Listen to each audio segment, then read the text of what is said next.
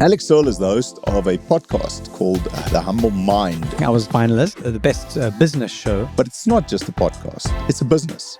It's something that Alex has passion for.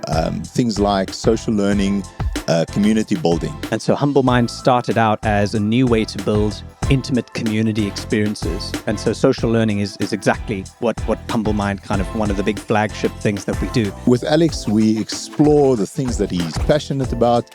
He brings some valuable insights to the conversation. I'm an entrepreneur by trade, but I'm also a creative and a creative that likes to work with people. And I look forward to spending some time with Alex today. Things also become kind of clearer on the things that you want to be doing and that you want to be spending your energy, your time, your focus on, your best years, let's say. You're listening to Intentionality with Paul Kempff. A few weeks ago on IWPK, we started going international. We had our very first international guest, Sanella, joining us from the UK. And it's wonderful to be able to invite another international guest to IWPK. Today, we're going to be talking to Alex Searle. Now, Alex is a South African. He's currently living in Spain. We're going to have a bit of a chat about the Spain story. But interestingly enough, he's not joining us from Spain today. He's joining us from Cape Town. So a very warm welcome, Alex, to Intentionality with Paul Kempff. How are you doing? Hey, Paul. Yeah, I'm great. Thank you. Lovely to be here. Thanks for the invitation. It's so exciting to have you here today because we are in the presence of a professional podcaster. You are a fellow podcaster. You've got your own podcast. That is actually how we got to know each other.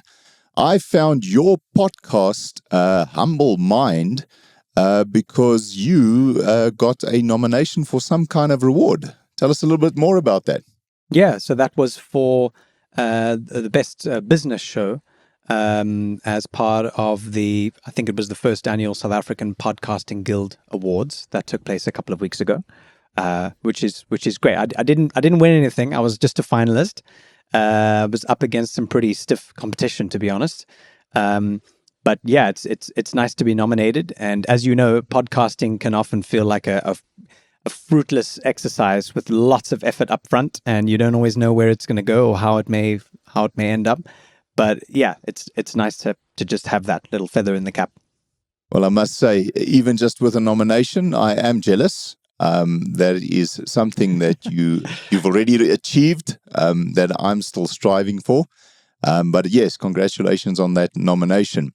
Thanks, Let's talk a little bit about Spain. You and I, in our preparation for this podcast, had a brief discussion about where your life's journey has taken you. And I'd love for you to just share with the audience, how did you end up in Spain? What are you doing in Spain? Yeah. So I've been there for 6 years. I'm half South African, so my dad is South African. My mom is culturally South African, but she's Spanish. She comes from a Spanish family. Her family's from Madrid originally, and so that helped with the passport. Even though when we got there, it took me 4 years to finally get my Spanish ID. But that's perhaps material for another podcast because that was just an insane process.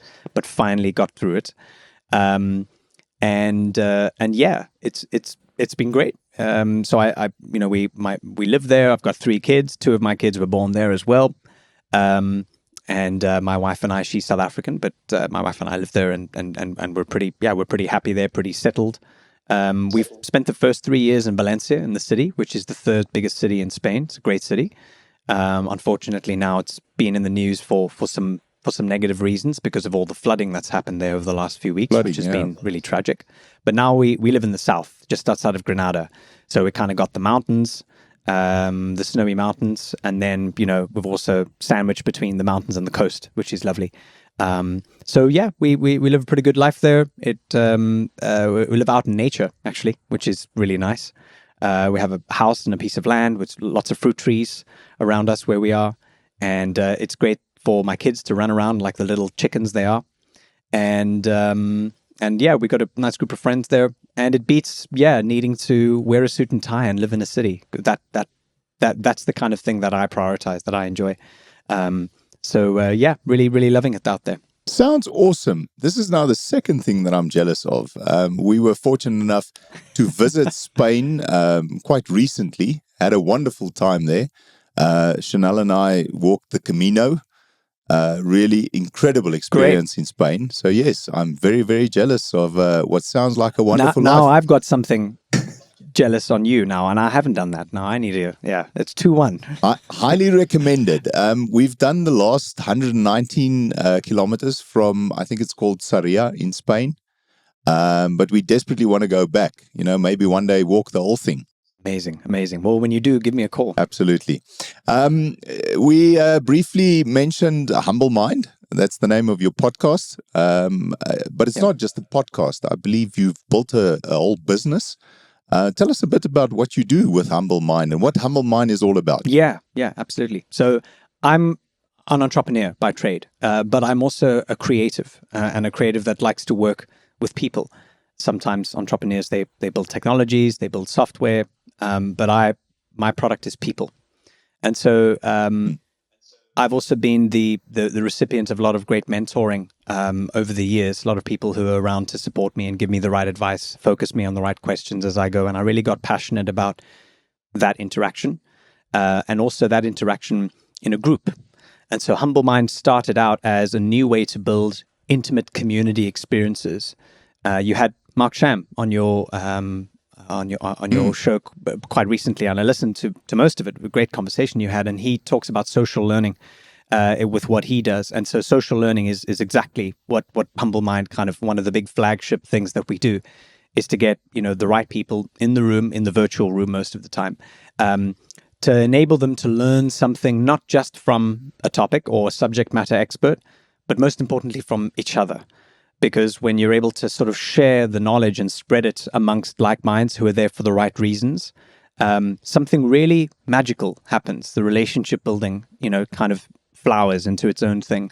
People learn to practice and stay accountable to their own progress. And they can take what they're learning from that environment, or the container, as I call it, and they're able to go and apply it and put it out there in the real world, come back, and report back. And it just kind of establishes a beautiful feedback loop. So that's a big part of what Humble Mind does. There's a community called Humble Mind Community. We're at over 400 members at the moment from, people from over 25 different countries.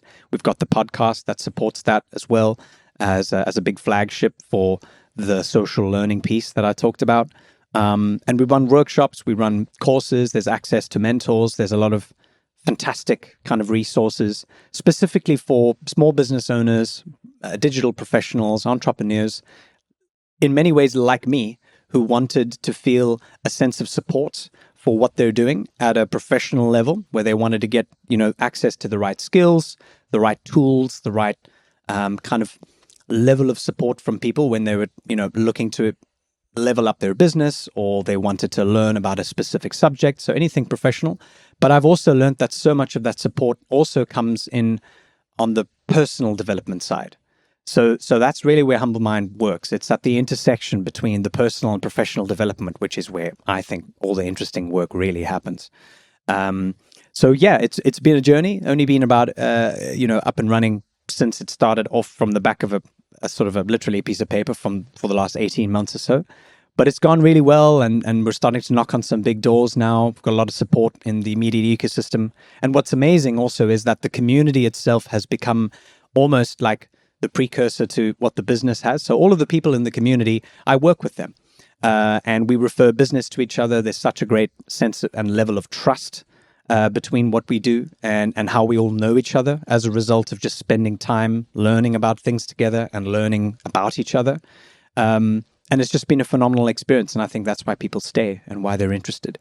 So yeah, it definitely ticks a lot of boxes for me. And I think people are starting to take notice, which is wonderful. It sounds awesome. I'm glad you mentioned Mark's episode and that concept of social learning.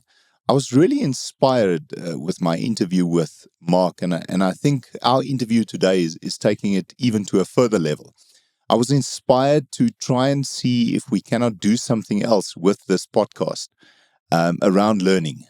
I love the way that he positioned YouTube as a learning channel. I love the way in which you've just Yeah. mentioned social learning, about how we can learn from each other.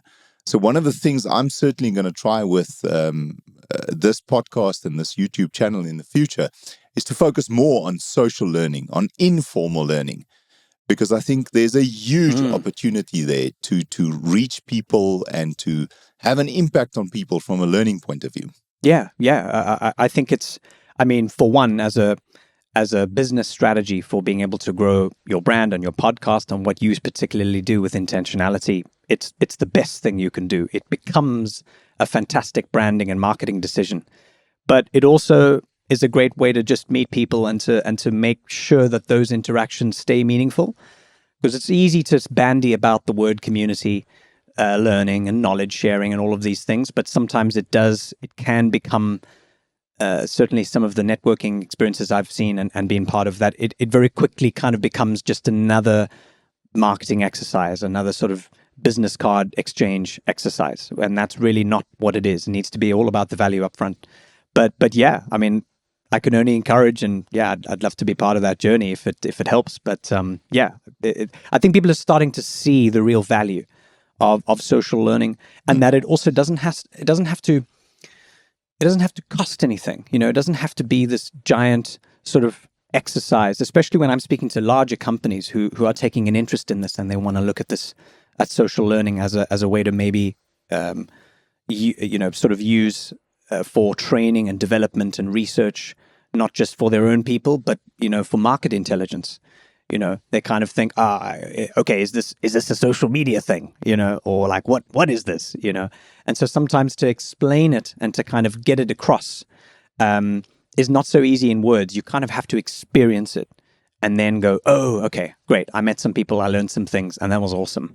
And then it kind of does, it does that for you because it is an experience ultimately. I want to take a moment to thank our sponsor, the FFG Group of Companies. Take another step into living a more intentional life by being more intentional with your finances and insurance. As a trusted provider of a wide range of financial services, the FFG Group offers innovative, tailored solutions that help companies and individuals thrive and flourish. They are an amazing company that I believe in because they embody intentionality in everything they do, and I'm proud to partner with them. FFG is an authorized financial services provider. Ready to take the next step? Click the link below and start making better, more intentional financial decisions, or visit their website. Remember, with FFG, you create the memories, we ensure the journey.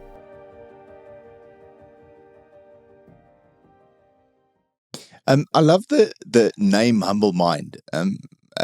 What's the meaning behind it? How did you come up with it? How did you decide on Humble Mind? Over the last 3 years, I've undergone quite a lot of personal change. A lot of, I had my third child. We moved homes, and then a bunch of other stuff has kind of happened. And a lot of it has to do with kind of me understanding myself and who I am and what are the things I want to do. Yesterday was my birthday. Actually, I've just turned 34. And thanks, finally. Congratulations. Kind of, I think as you get a little older, and speaking as a millennial, let's say, things also become kind of clearer on the things that you want to be doing, and that you want to be spending your energy, your time, your focus on your best years, let's say. And also you kind of get a better sense of what you don't want to be doing. There's certain jobs, certain types of clients, certain things that I don't, want to kind of do anymore. Outside of Humble Mind, I work as a consultant. I consult with CEOs, businesses, technology businesses, software businesses, events businesses. I mentor a lot of startups as well, and I focus on communication and storytelling a lot of the time. And like I said, a big part of Humble Mind was about finding that sort of mentoring and support experience, because I was had the benefit of that. But also, I just loved the name Humble, because if you have a humble mind, it means by implication that you are approaching things with an open mind. You're happy to ask questions, to stay curious, to look at problems in a different way, and be open to all sorts of solutions, especially if they might be unexpected.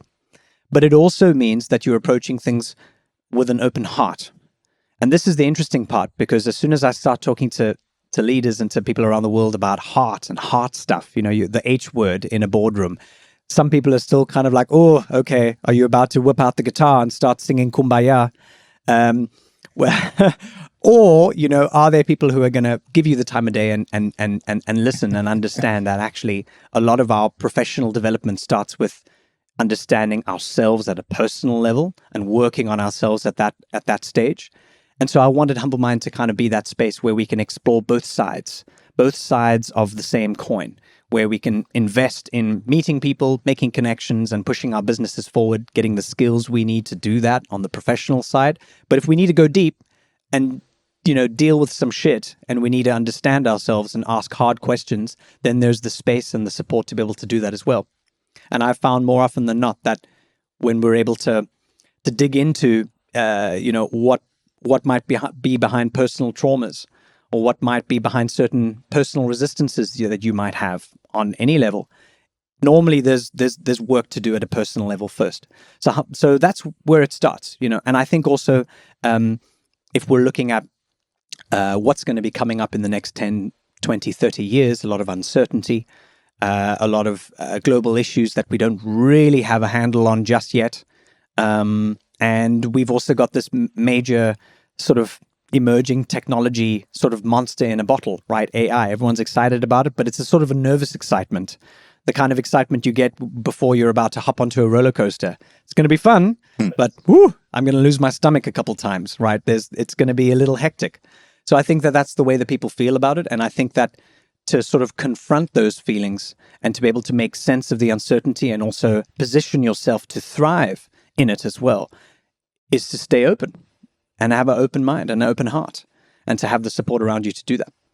So that's kind of my thesis, and that certainly worked for me in my own journey, as an approach to life, approach to running my businesses, approach to meeting people, and creating a valuable, meaningful exchange between them. And it's also brought a whole lot of joy to my work and what I do and how I bring that joy into the work. So that's kind of the background around why the name. Yeah, and thanks for the compliment. A lot of people end up kind of saying to me, "Oh, cool name, interesting name." So I'm happy I secured the domain. Okay, that answer to that question might have very well created a massive opportunity for both of us. Because as I'm listening to you, I really resonate with a lot of things that you're saying. Firstly, you said you mentor CEOs. I am the CEO of a company, and I do a lot of mentoring myself of people in our organization. But there's very little mentoring of me taking place. So I kind of see something that could work to the benefit of both of us there. I think the second thing that I can really relate to is talking around humility, around staying humble, staying open, staying curious. Yes. And that part I particularly like, because I think one of the criticisms that I have heard in the past is I must be careful that success does not go to my head. So I would love it if, not on this podcast today, but at some point we can explore this whole thing of staying open, keeping a humble mind. And then I think the last thing that I particularly liked from that answer was advising and mentoring startups. Because what I've done in the business world, what we've achieved with our company versus what I'm trying to do with this podcast is two very different things. The podcast is still in its infancy. It's still something new. It's still something where we're learning every day, encountering technical problems like we just did at the beginning of this episode.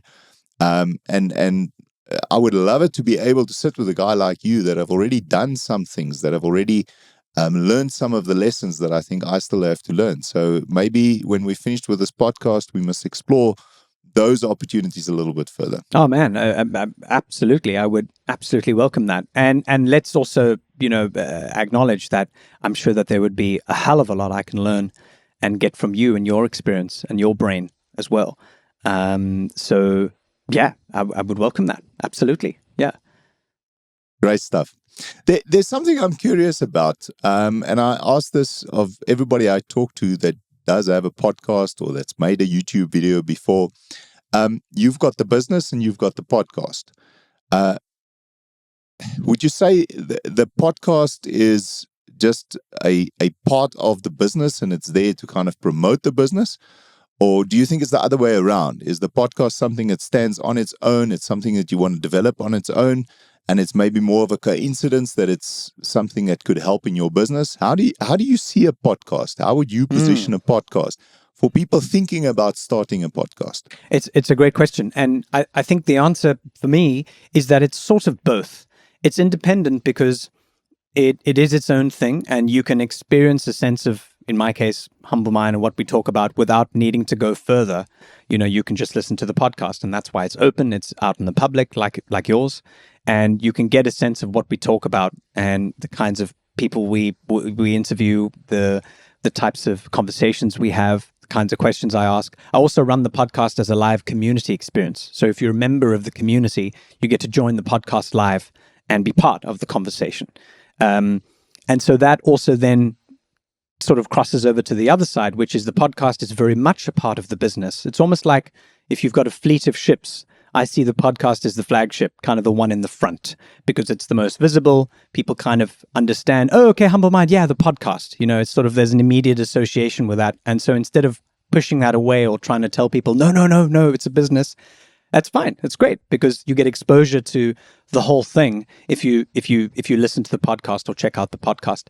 So I think that purely as a marketing and branding exercise for exposure to me, to what I do, the level of conversation, the guests I have, and certainly the guests that I'm starting to sort of attract to the show, is fantastic because it sort of shines a light on everything else.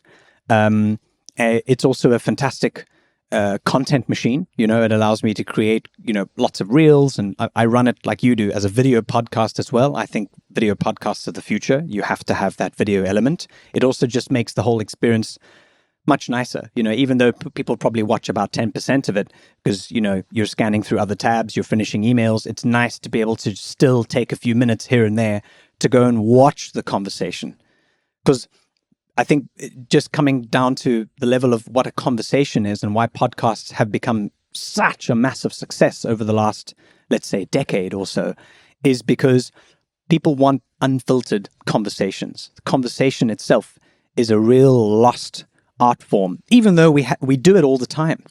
We're in conversation with our wives, with our business partners, with our kids, with our clients all the time. We're really good conversationalists. But,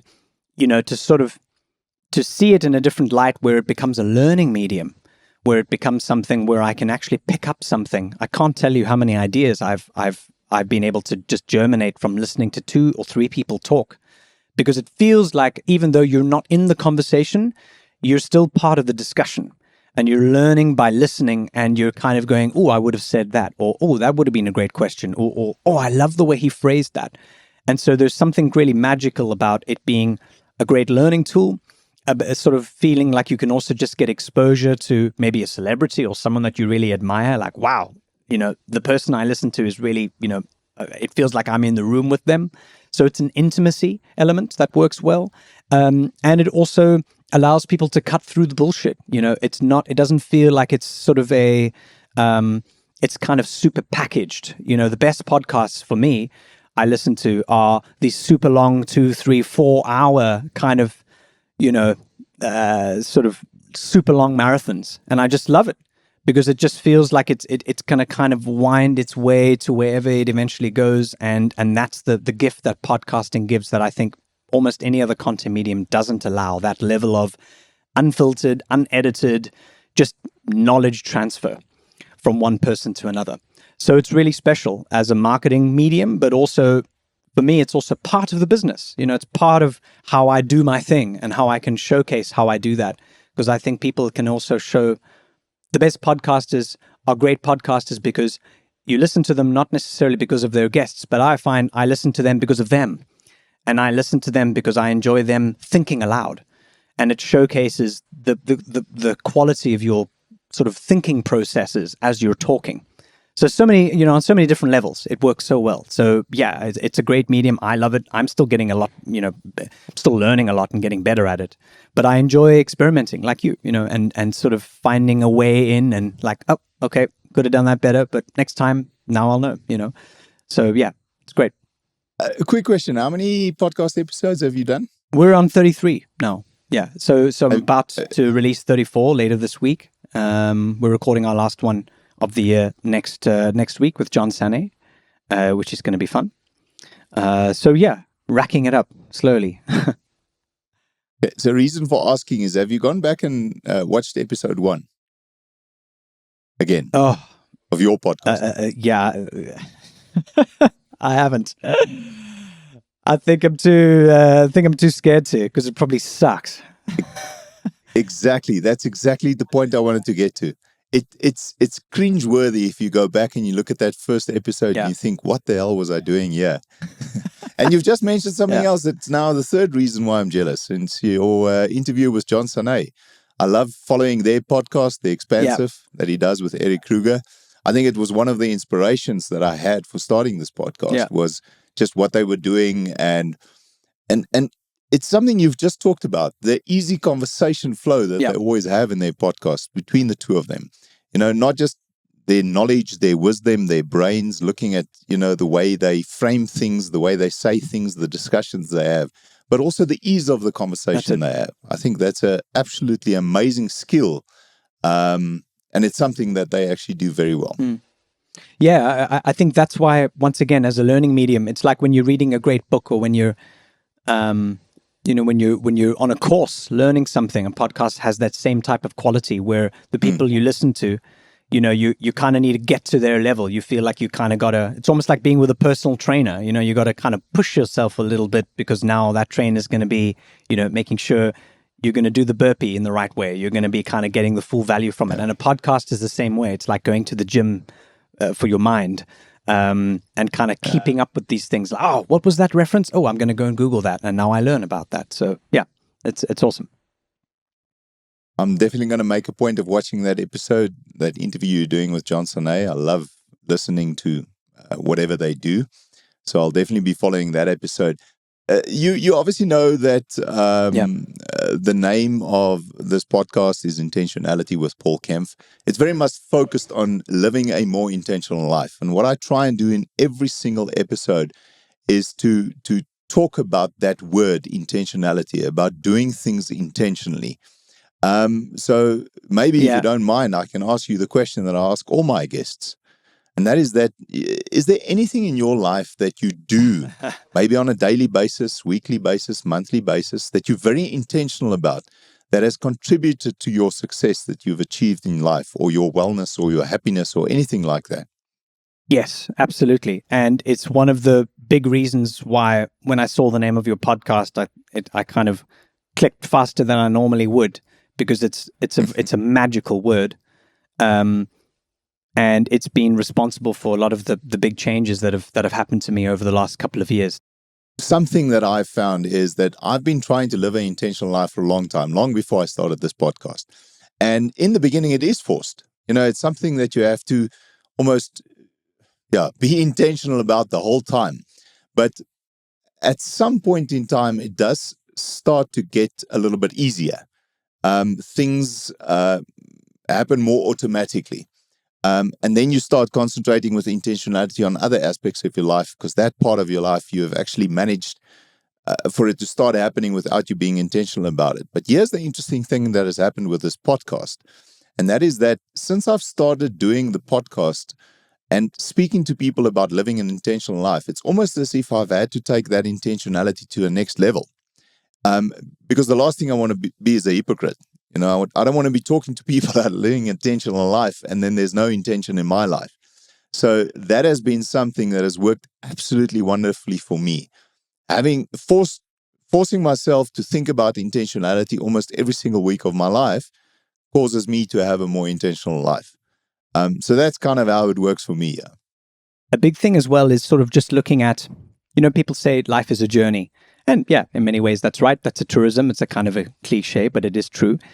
But so much of living life intentionally and understanding intention and understanding the fact that we do make choices in every single moment also, for me, has kind of given me a bit of a different definition. And that is that life is about embracing things. Because a kind of a great teacher, someone I look up to, his name is Michael Boyle, he speaks about the fact that we have, in every moment, we have the medicine and the poison. We carry both. We carry both of these things inside of us. We have the medicine, the antidote, all of the great things in our character, who we are, the way we serve people, how we greet the universe every day with curiosity and creativity. But we also have the poison, which is the things that sabotage us, that stop us. The fact that we can be dishonest or whatever it might be, in every moment.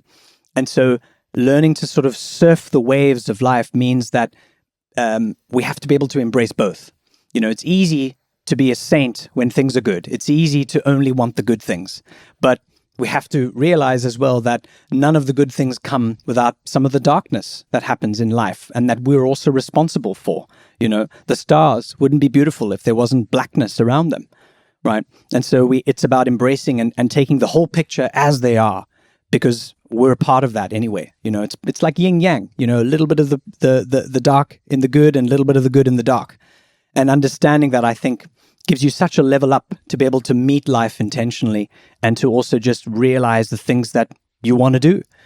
Embracing the full picture is a key. Yeah. So you just inspired me to want to share that. Alex, wise words, words that I truly believe will inspire a lot of people out there. Thank you for that. We've come to the end of the episode, and at the end of every single episode of Intentionality with Paul Kempff, I like to do a tip of the week for the listeners, for the viewers. And when I have a guest, I often ask the guest to do it. Now, what you've just said almost feels like a tip of the week already. It feels like you've already said enough. But I do want to give you the opportunity, if there was maybe anything else, any last thing that you want to share with the audience around a tip of the week. Is there anything you can think of? The one thing I'd say that you could do, that you can put into practice right away, which will, I think, help you to become more intentional with what you do, is something that'll help you to become more aware in the moment. And it doesn't require meditating on a mountaintop or, any crazy stuff like that. But it requires you to set an alarm. That's what I did in the beginning. For every half an hour or an hour, a hack that I got from a previous teacher of mine, at any time, to just set that alarm. And at that alarm, when it rings, you take 3 conscious breaths into your body. And what that does is that allows you to get out of the top half of your body, where you're spending most of your day in your head, from here upwards, where you're making decisions and you're just, using the brain all the time, overusing it, if anything, and underusing the body. And it inverts that. And instead, you're able to not only breathe some life into the body, stand up, get some blood flowing, a little bit of oxygen into the veins, but it also puts you in your body. So what that does is that it has the effect of you being able to start paying attention to things outside of your initial kind of focus, wherever your eyes are or what you're listening to. But you can feel your fingers, you can feel your feet, you can do these things, which makes you a lot more aware and attentive to not just your body, but the things around you. And if you're able to establish that as a practice, which really literally takes you 30 seconds at a time, you'll start to not only not need the alarm to do it, but it also gives you this wonderful feeling of being connected to the moment, connected to every sort of, every sort of opportunity to reestablish that intention. Where am I? Okay, I'm here. I'm doing this. I'm aware of it. Yes. Do I still want to do it? Am I making that commitment? Great. Awesome. It's so simple, but it has an amazing effect and has changed my life. So that would be, something that I can only recommend as a lifelong little back of the pocket practice. Love it. Alex, thank you so much for that. Wise advice. Really appreciate it. Appreciate you.